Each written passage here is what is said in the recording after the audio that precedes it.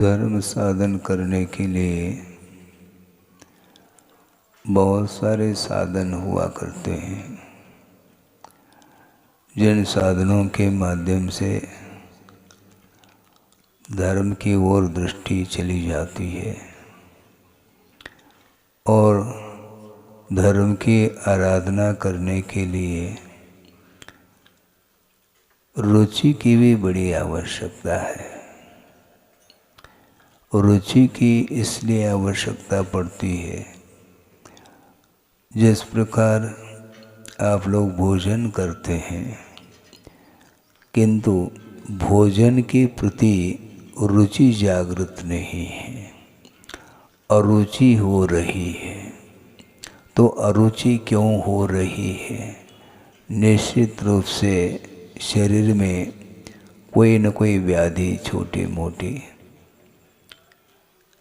जिसके कारण भावना होते हुए भी,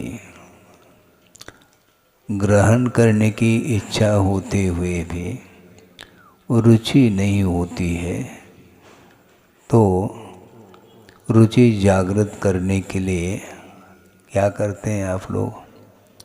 लवण भास्कर हैं। हाँ, मान लो ज़्यादा खा लिया तो उद्दीपन समाप्त हुआ है,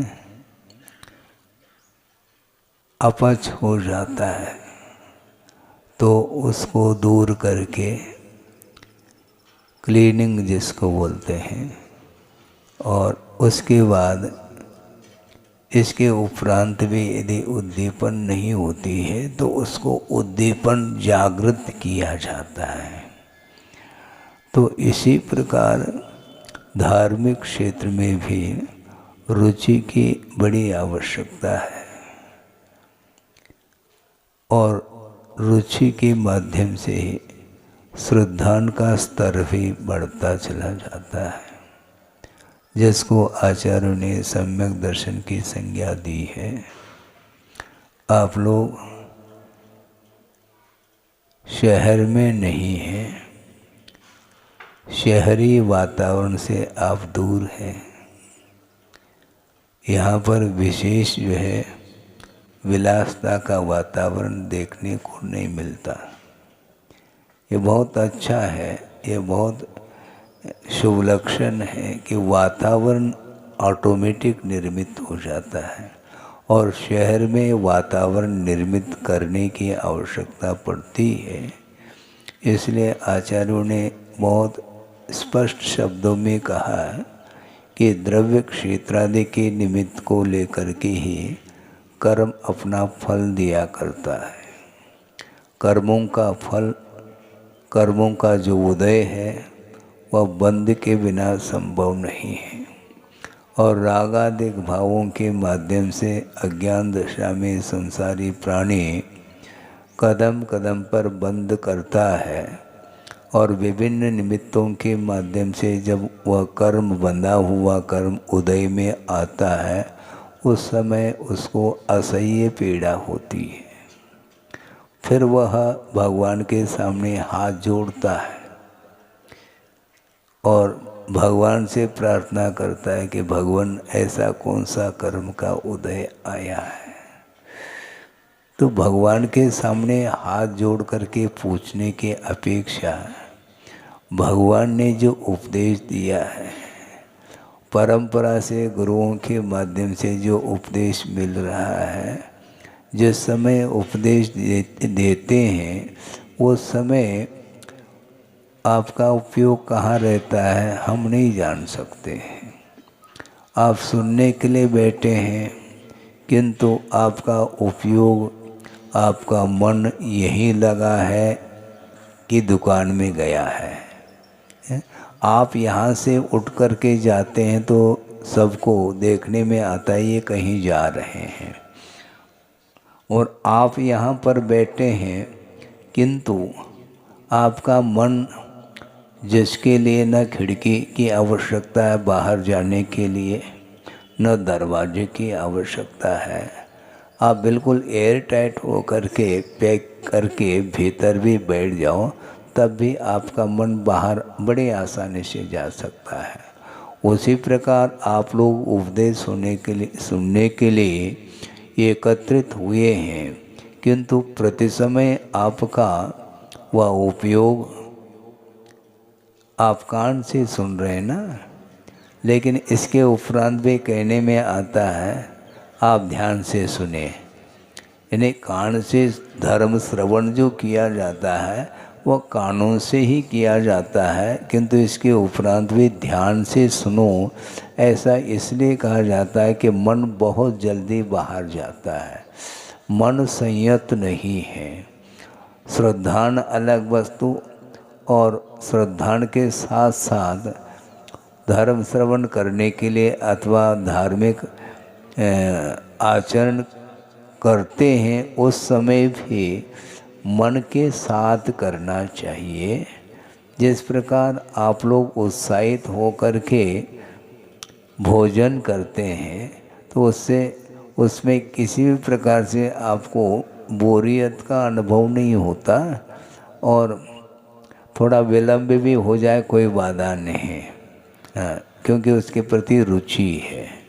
तो रुचि है, तो इसी प्रकार धार्मिक वातावरण में आप रहते हैं तो ऐसी स्थिति में धर्म साधन करने के लिए बहुत सारे निमित्त हैं। ऐसा हमने शुरुआत में ही कहा है।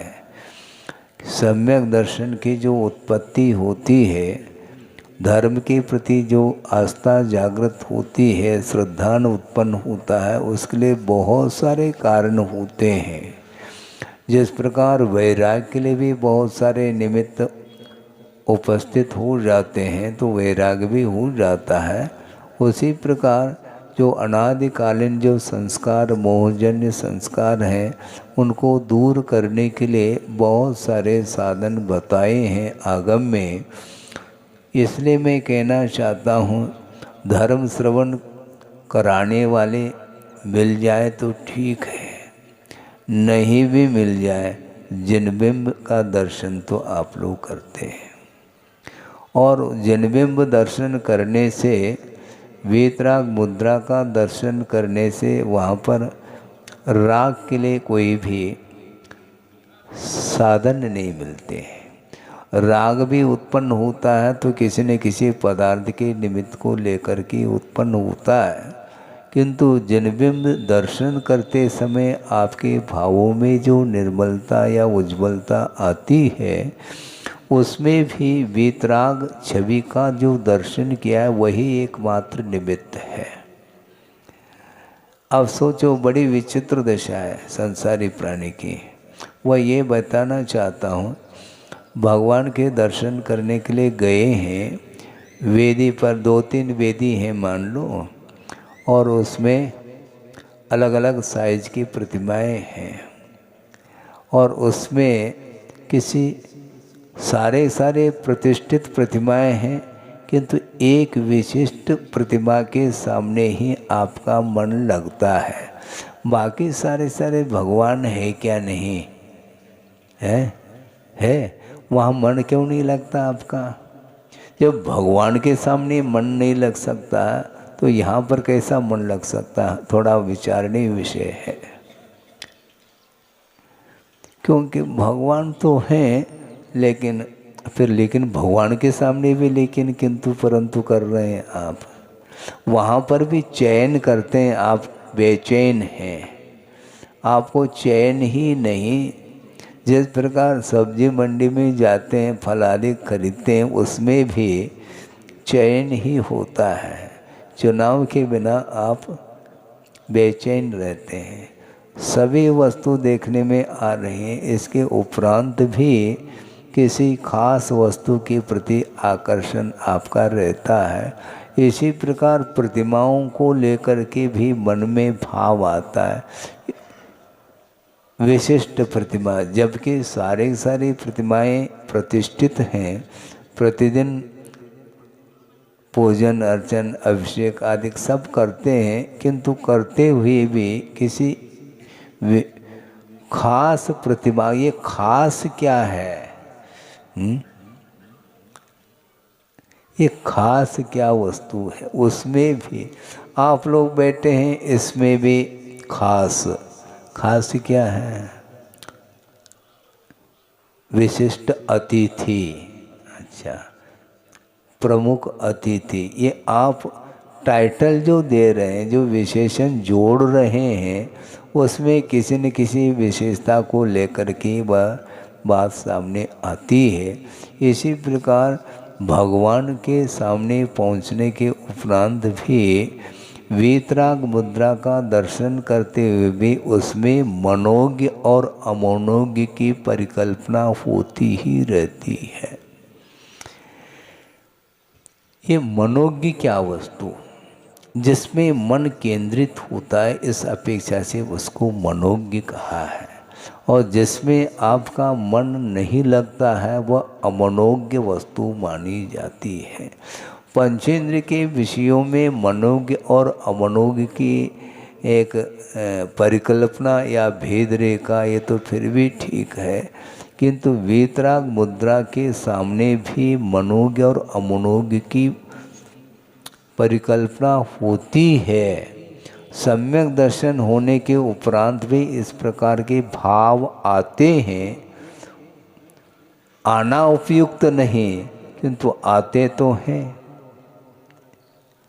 श्रवण बेलगोला की प्रतिमा, अब मान लो यहाँ पर भी कोई बाहुबली की प्रतिमा है, लेकिन बाहुबली की तो है, फिर और कौन सी है प्रतिमा, बाहुबली की नहीं है क्या, है तो फिर तो क्यों लगा रहे हैं, तो इसलिए लगाया जा रहा है, इसमें उतनी मनोज्ञता नहीं जितने की श्रवण बेलगोला की बाहुबली प्रतिमा में है।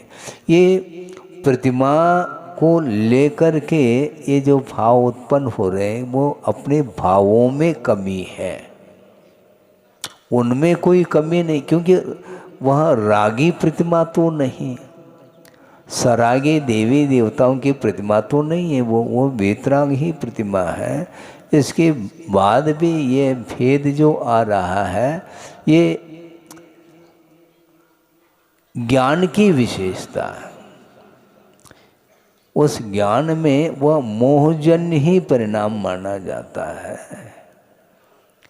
लेकिन ये होता है महाराज, होता होगा तो सही, किंतु वह सम्यक दर्शन को निर्मल बनाने में कारण नहीं है। जो सम्यक दर्शन आपको प्राप्त होता है, भगवान के प्रति जो आस्था उत्पन्न हुई है, अब उसमें निर्मलता जो आएगी तो इस प्रकार के परिणामों से अपने आप को ऊपर उठाए बिना ये संभव ही नहीं है।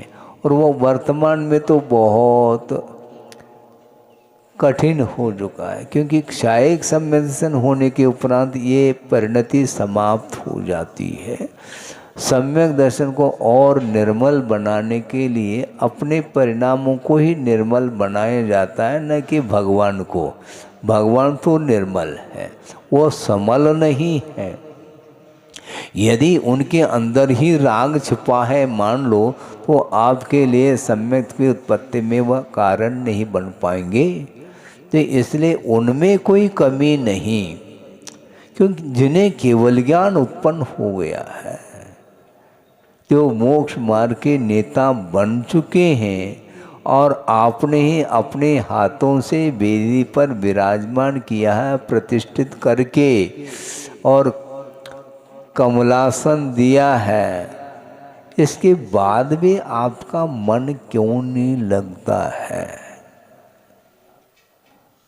आकर्षण चाहता है। एक बात बहुत अच्छी बात है, गुरुदेव ने ही कहा था कि एक सामान्य केवली होते हैं और एक तीर्थंकर केवली होते हैं। तो सामान्य केवलियों का जो जनबिंब है वो बहुत कम मात्रा में उपलब्ध होते हैं। जैसे बाहुबली भगवान है, एक देखने को मिल रहे हैं, ज़्यादा ज़्यादा भरत के भी प्रतिमा आजकल देखने को मिल रही है। और मथुरा में गए थे, वहाँ पर जम्बू स्वामी की प्रतिमा वहाँ पर विराजमान। जम्बू स्वामी तीर्थंकर नहीं रहे, सामान्य केवली हैं। इसी प्रकार कुछ ही सामान्य केलियों की प्रतिमा स्थापित होती है। ऐसा क्यों? तो गुरुदेव का ये कहना रहा कि जितने भी तीर्थंकर होते हैं उनका जो संस्थान, उनकी जो आकृति है वह सबसे सुडोल सुंदर होती है, जिसको समचतुरस्र बोलते हैं संस्थान। इसलिए तीर्थंकर भगवान की प्रतिमा को स्थापित करने के लिए कहा गया है। और अन्य जो सामान्य केवली हैं उनकी शरीर की रचना, उनकी जो आकृति है वह किसी भी आकृति में वह उन्हें केवल ज्ञान उत्पन्न हो सकता है। अन्यान्य संस्थान भी माने जाते हैं, जिस प्रकार समचतुर संस्थान और हुंडक संस्थान, उसको देख करके आपका मन लगेगा नहीं। और उन्हें हुंडक संस्थान के माध्यम उसके उदय में भी केवल ज्ञान उत्पन्न हो जाता है। केवल ज्ञान की उत्पत्ति में संस्थान का कोई रोल नहीं है, सहनन उत्तम होना चाहिए। किंतु जो हीन संस्थान है वह केवल ज्ञान में कोई बाधक सिद्ध नहीं होता, केवल ज्ञान हो जाता है। फिर उनके जिनबिंब क्यों स्थापित नहीं करते हैं? तो प्रश्न ये है, इसका उत्तर ये है दिया था गुरुदेव ने, क्योंकि समचतुर संस्थान को लेकर के जो जिनबिंब रहेगा तो वहीं पर आपका उपयोग लगता है, क्योंकि आप रागी हैं। मतलब वीतरागी प्रतिमा में भी आप राग को ही ढूंढते हैं, कोई बाधा नहीं। इसलिए आप रागी हैं, क्योंकि वीतरागी के लिए कोई प्रयोजन नहीं है। क्योंकि वीतरागी जो श्रवणादिक होते हैं वे राग में भी वीतरागता को ढूंढ सकते हैं। उन्हें रागी व्यक्तियों को देखते हुए भी उन्हें राग उत्पन्न नहीं होता, और रागी को वीतरागी प्रतिमा में भी राग होता है। इसलिए उन्होंने ये कहा कि ये अभ्यस्त है राग से, इसलिए तीर्थंकर की प्रतिमा स्थापित करो तो कम से कम 1-8 घंटा और ज़्यादा लगा दें उनके चरणों में, नहीं है तो बहुत जल्दी दुकान याद आ न जाए। इसलिए उन्होंने ये कहा था। बात बिल्कुल ठीक है, क्योंकि जनबिंब का दर्शन करने के उपरांत सम्यक की जब उत्पत्ति हो सकती है तो उसमें वीतरागता की जो छवि है, मुद्रा है, उस ओर उसकी दृष्टि गई है कि वस्तुतः यही आत्मा का स्वरूप है। तो आत्म स्वरूप की ओर दृष्टि जाने से पर पदार्थ के प्रति जो लगाव है वह धीरे धीरे समाप्त होता है। इसलिए राग को दूर करने के लिए आप एकत्रित हुए हैं क्या? राग को जोड़ने के लिए धीरे धीरे भूमिका इसलिए बना रहा हूँ। 8-10 दिन बाद यहाँ पर कोई अनुष्ठान होने जा रहा है, पंच कल्याणक महोत्सव है। फिर ऐसे स्थिति में 5 दिन का 6 दिन का वह अनुष्ठान है, और यहाँ के लोकल समाज भी और दूर दूर के और भी जनता आएगी। तो उस समय इस दृश्य को देख करके अपने आप में वो क्या सुन रहे क्या नहीं? हाँ, केवल सुनना नहीं, जोड़ना नहीं। अब जो जोड़ा है उसको छोड़ने की बात कर रहा हूँ। पात्र चयन भी करेंगे, पुनः चयन आ गया, चयन उसके बिना चयन है ही नहीं। कौन सौधर्मेंद्र बनता है, कौन कुबेर बनता है, कौन महायज्ञ नायक बनता है, कौन माता पिता बनेगा, श्रेयांश राजा कौन बनेगा, भरत कौन बनेगा, बाहुबली कौन बनेगा। जो साक्षात चक्रवर्ती सौधर्मेंद्र वो आप बन नहीं पाएंगे, किंतु जिस प्रकार साक्षात प्रभु का आज दर्शन नहीं कर सकते, बिंब के माध्यम से ही आराधना की जाती है, उसी प्रकार स्थापना की अपेक्षा से ये सारे पात्र जिनका चयन किया जाएगा और अच्छे उत्साह के साथ इस अनुष्ठान को पंच कल्याणक महोत्सव को संपन्न करना है। और आप ही लोग आए थे कहाँ पर, जबलपुर लाका भवन में 2-4 बार आकर के निवेदन किए। और हमने सोचा कि चातुर्मास के बीच में तो जा नहीं सकेंगे, दिवाली तो होने दो, ऐसा भी कहा उनको। महाराज वो तो होगी दिवाली, किंतु उसके बाद भी तो दिवाली वो बरगी में हो जाए तो ठीक है, एक दिवाली को पूर्ण कर लेते हैं, फिर दूसरी दिवाली के लिए आ जाते हैं। कल यहाँ पर प्रवेश हुआ और आप लोग धीरे धीरे मानसिकता मन बना लें। मन को बनाया नहीं जाता, मन है आपके पास, उसको बनाना क्या है? मन लेकर के ही आए हैं, मन लगाने की बात करो। मन तो आपके पास है, किंतु जिस ओर मन दौड़ लगा रहा है उसको खींच करके रखो। मन के लिए लगाम लगाने की आवश्यकता है, किंतु धार्मिक क्षेत्र में लगाम नहीं लगाना, बेलगाम छोड़ना चाहिए उसको, मन को। काय के लिए? धार्मिक अनुष्ठान करने के लिए अहम अग्रे होना चाहिए, तब कहीं जा कर के आनंद आएगा। आप अनुष्ठान करेंगे और उस दृश्य को देखने के लिए हम आए हैं। हाँ, जितना आप अच्छा उसको करेंगे उतना ही हमें आपसे भी ज़्यादा आनंद आने वाला है। बिल्कुल, इसीलिए रुचि जागृत करने की आवश्यकता है। अनादिकालीन संस्कार राग के और द्वेष के हैं, उनको समाप्त करने के लिए ही सच्चे देव गुरु शास्त्र का आलम्बन लेकर के उनकी आराधना करेंगे तो निश्चित रूप से जीवन का विकास होगा, आत्मा की उन्नति होगी।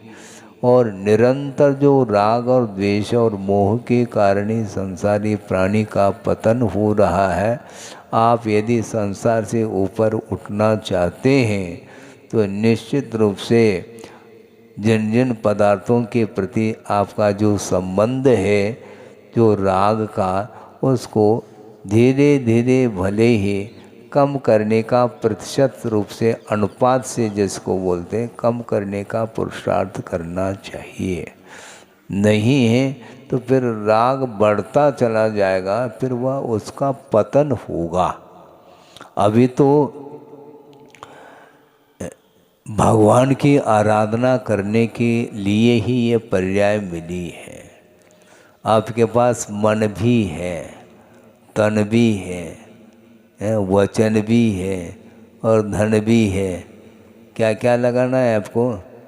मन लगा लेंगे महाराज, मन तो लगाना ही चाहिए, लेकिन मन धन में न लगे, धर्म में लगे। इतना तो कम से कम आपको सोचना पड़ेगा, नहीं तो कहीं ना कहीं लगा हुआ है वो तो मन, तो लगा हुआ अनंत काल से लगा है, वो उसको लगाना नहीं है, वहाँ से उसको छुड़ा करके धर्म में लगाने का पुरुषार्थ आपको करना है। क्योंकि मन आपके पास है और उसका सदुपयोग करने के लिए भी आपके पास ही क्षमता है। यहाँ तक कि मैं ये कहना चाहता हूँ कि प्रत्येक तीर्थंकर के कल्याणक होते हैं, 5 कल्याणक। उन कल्याणकों को महोत्सव के रूप में मनाने के लिए सौधर्मेंद्र सपरिवार वह उपस्थित होता है और सारा दृश्य देखता है। अपने हाथों से वह कल्याणक मनाने आया है, यहाँ तक तो ठीक है, किंतु कल्याणक मनाने के उपरांत भी उस भव से उसका कल्याण नहीं होगा। यानी देव पर्याय से मुक्ति नहीं है। आप सागरोपम आयु तक कल्याणक मनाते रहो। विद्यमान 20 तीर्थंकर विदेह क्षेत्र में हैं और प्रत्येक एक को निर्वाण का लाभ हुआ तो वह सीट खाली नहीं रहेगा, कोई न कोई और तीर्थंकर का जन्म होना है। तो उनके कल्याण को मनाने के लिए, उनके मनाने से भगवान का कल्याण नहीं होता, उनका कल्याण तो अपने ही परिणाम के द्वारा होना है। क्योंकि कल्याणक देव मना रहे हैं, प्रत्येक का कल्याणक क्यों नहीं मनाते हैं? प्रत्येक जीव का कल्याण तो प्रत्येक जीव कर रहा है, किंतु एक वीआईपी जिसको बोलते हैं, विशेषता उनके अंदर है। क्योंकि तीर्थंकर वो सामान्य केवली से अपना पृथक अस्तित्व रखते हैं, उनके माध्यम से विश्व का कल्याण होना है। असंख्यात जीवों का कल्याण उनके निमित्त से होता है। समूह शरण में 12 सभाएं रहती हैं, वहाँ पर देवगण भी आते हैं जिनकी संख्या असंख्यात के रूप में है, मनुष्य भी आ जाते हैं, और तिरंज के लिए भी स्थान है, वहाँ पर गणधर परमेष्ठी भी विराजमान होते हैं, सामान्य केवली भी विराजमान होते हैं, और अनेक अवधि ज्ञानी, मनपरि ज्ञानी, रिद्धि संपन्न मुनि महाराज आदि वहाँ पर उनके चरणों में विद्यमान रहते हैं। और उनकी दिव्य ध्वनि, तीर्थंकर की दिव्य ध्वनि कीर्ति है, और उसके माध्यम से ही विश्व का कल्याण होता है। इसलिए तीर्थंकरों का कल्याणक मनाने के लिए वो आते हैं। बड़ा कैसा दृश्य लगता होगा वहाँ का। इसके बावजूद भी जो सोदरमिंद्र उनके चरणों में जा रहा है, वह मूल शरीर नहीं जाता उनका, विक्रिया के माध्यम से ही, डुप्लीकेट जिसको बोलते हैं, ओरिजिनल नहीं। ओरिजिनल जो मूल शरीर है वहीं उपवास शैया पर रहता है, उसी विमान में वो सागरोपम आयु तक व्यतीत करेंगे विषयों में। इसके बावजूद भी विक्रिया के माध्यम से अनेक पृथक रूप से शरीर बना करके वहाँ पर पहुँच जाता है। विद्यमान 20 तीर्थंकर हैं तो सब जगह जा कर के दर्शन करता है, अपना माथा टेक लेता है वो। इसके बाद भी उन्हें जो मुक्ति मिलेगी उस पर्याय से नहीं मिलेगी। देव पर्याय में सम्यक की उत्पत्ति हो सकती है, सम्यक दर्शन का लाभ हो सकता है, और यहाँ से लेकर के गया है मान लो क्षायिक सम्यक, तो वहाँ पर उसके पास वह भी रहता है। इसके बावजूद भी आगे के जो गुणस्थान संबंधी विकास है, संयम संयम आदि के अपेक्षा से वह विकास उस पर्याय के साथ संभव नहीं है।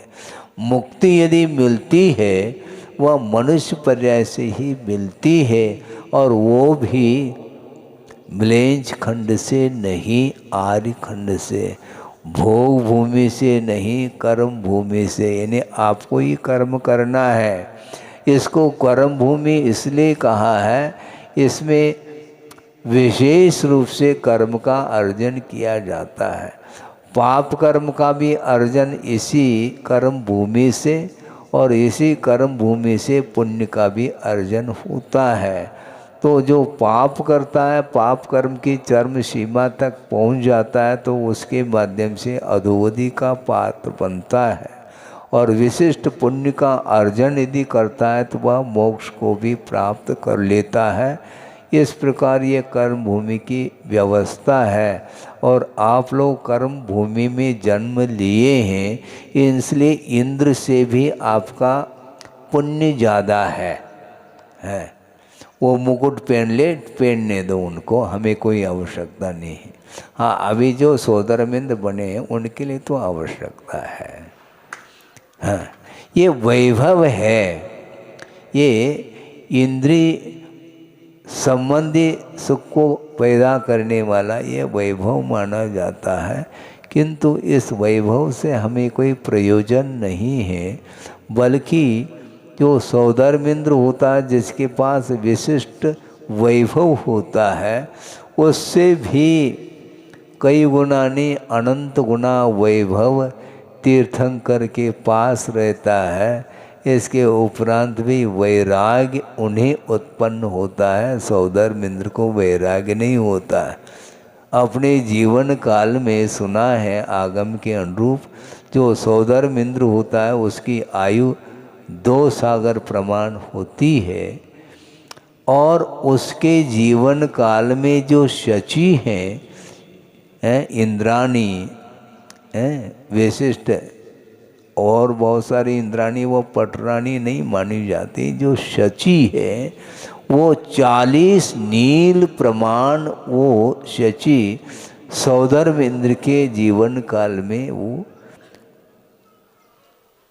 इतनी संख्या, और वो शची एक भवावतारी है, वहाँ से यहाँ पर मनुष्य बन करके मुक्त हो जाते हैं। ऐसे 40 नील प्रमाण शची सौधर्मेंद्र के जीवन काल में व्यतीत हो जाती है, तब सौधर्मेंद्र का नंबर आता है। सोचो, तो इसलिए उस पर्याय के माध्यम से शची को भी मुक्ति नहीं मिलेगी, उस पर्याय से उनको भी यहीं आना पड़ेगा, सौधर्मेंद्र को भी यहीं आना पड़ेगा। और भी जो अहम इंद्रादिक होते हैं ऊपर के, जो विमानों में रहने वाले और एक भवावतारी होने वाले जो होते हैं, वे भी यहीं पर आते हैं, और यहाँ पर साधना के माध्यम से, रत्नत्रय की आराधना के माध्यम से ही वो मुक्त होते हैं। अर्थ ये है कि जितना भी वैभव है वह वैभव भी नश्वर है, नित्य नहीं है। अनंत सुख के लिए वह कारण नहीं।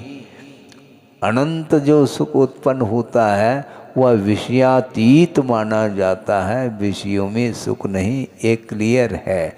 और ये श्रद्धान बना लेना चाहिए।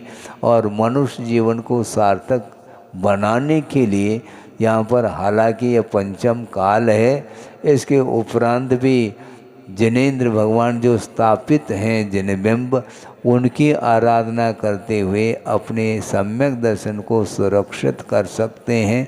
यदि नहीं है तो उसको उत्पन्न किया जा सकता है, और इसके माध्यम से ही कालांतर में जा कर के संसारी प्राणी का उत्थान होने वाला है। आपका समय हो गया है। यह प्रारंभिक प्रथम दिन इसी प्रकार जनता तो इतनी, यही इसी को मैं लाखा भवन समझता हूँ। और लाखा भवन का अर्थ क्या है? जनता कहीं ज़्यादा रहती, कहीं कम रहती, इस कम ज़्यादा से कोई मतलब नहीं है। एक आदमी वह हीरा निकलता है तो बस पर्याप्त हो जाता। अपनी दुकान चलनी चाहिए। कोई भी संयम धारण कर लेता है तो वह लाखा भवन से बढ़ करके मैं मानता हूँ। हाँ, लाखा भवन में जनता तो काफ़ी खचाखच जनता भरी रहती थी प्रवचन सुनने के लिए। इसके उपरांत भी त्याग की ओर जिसकी दृष्टि जाती है तो उसको महत्व दिया जाता है। हाँ, सौधर्मेंद्र भी रहता है समोसन में, अपनी जगह रहता है, वो भी बैठा रहता है। चक्रवर्ती भी रहते हैं, सब रहते हैं, किंतु उनका महत्व कितना है अन्य देवों के अपेक्षा से और अन्य मनुष्यों के अपेक्षा से उनका महत्व ज़्यादा हो सकता है। किंतु वो समो शरण में मुनि महाराज हैं, वो एक तरफ है उनका, क्योंकि चक्रवर्ती भी, सौधर्मेंद्र भी उनके चरणों में नतमस्तक होता है, जबकि मुनि महाराज के पास कोई वैभव नहीं है। कोई संपदा है क्या? संपदा को छोड़ करके आए महाराज। संपदा को क्यों छोड़ते हैं? संपत्ति को छोड़ना नहीं चाहिए, जोड़ना चाहिए। आचार्य कहते नहीं, संपत्ति विपत्ति के लिए कारण है, ये ध्यान रखो। हाँ, संपत्ति के प्रति राग जागृत होता है तो निश्चित रूप से वह संसार में डूबता है। इसलिए संपत्ति कई बार संपदा प्राप्त कर ली है और उसका पुनः वियोग हो जाता है। संयोग और वियोग ये संसार में लगा हुआ है, इसलिए बहुत जल्दी संसारी प्राणी आकर्षित होता है। किससे? राग से आकर्षित होता है।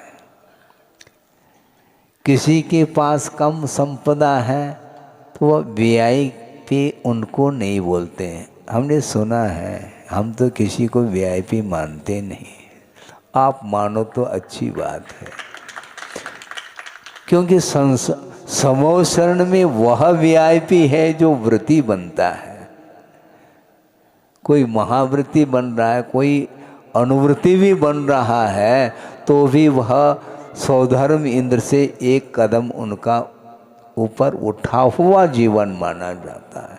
यहाँ तक कि गुरुदेव ने ये तुलना की है, आगम के अनुरूप उन्होंने तुलना करके हम लोगों के सामने रखा है। वह विषय 2 मिनट में आपके सामने रख रहा हूँ कि व्रत का, संयम का कितना महत्व है। एक अपने सर्वार्थ सिद्धि का अहमिंद्र है, 33 सागर की जिसकी आयु है, उम्र है, और वह प्रतिदिन प्रतिपल वह तत्व चिंतन करता रहता है। क्षायिक सम्यक दृष्टि भी हो सकता है, इसमें कोई शक नहीं, और एक ही भव को प्राप्त करके मुक्त होने वाला भी यह भी उतना ही सत्य है। इसके बाद भी उनका गुणस्थान चौथा है। और एक यहाँ का कर्म भूमि का कौन, मनुष्य की बात नहीं कर रहा हूँ, एक पशु है, उसके पास भी अनुव्रत हो सकते हैं। पंचम गुणस्थान को अंगीकार, वो पंचम गुणस्थान को प्राप्त करता है, अनुवृत्ति बनता है, और सरलेखना समाधि पूर्वक वह अपने जीवन को सार्थक बना रहा है। तो पंचम गुणस्थान महत्वपूर्ण है कि चौथा है? चौथे काल में पैदा होने के बाद भी जिसका चौथा ही गुणस्थान है, पंचम नहीं बना, तो उस अहमिंद्र की अपेक्षा से गुरुदेव ने तुलना की है। ये कर्म भूमि का जो पशु है, तिर्यंश है, और यदि वह सम्यक दृष्टि है और अनुवृत्ति बनता है, तो उस अहमिंद्र के अपेक्षा से वह असंख्यात कर्मों की निर्जरा करता है। जो धनाढ्य है वह ज़्यादा निर्जरा करता है, जो गरीब है वह कर्म कम निर्जरा करता है। ये तुलना ठीक नहीं है, परिणामों का खेल है। इसलिए आप लोगों को ये पर्याय मिली है, इसको सार्थक सिद्ध करने के लिए अच्छे अच्छे धार्मिक अनुष्ठान करते हुए राग के प्रति जो आसक्ति है, विषयों के प्रति, उसको कम करते करते अपने जीवन को उन्नत बनाना अपना कर्तव्य मान करके करना चाहिए, जिसके माध्यम से प्रभु बनने का अवसर आप लोगों को भी प्राप्त हो सकता है। हो इस पवित्र भावना के साथ। अहिंसा परमो धर्म की जय।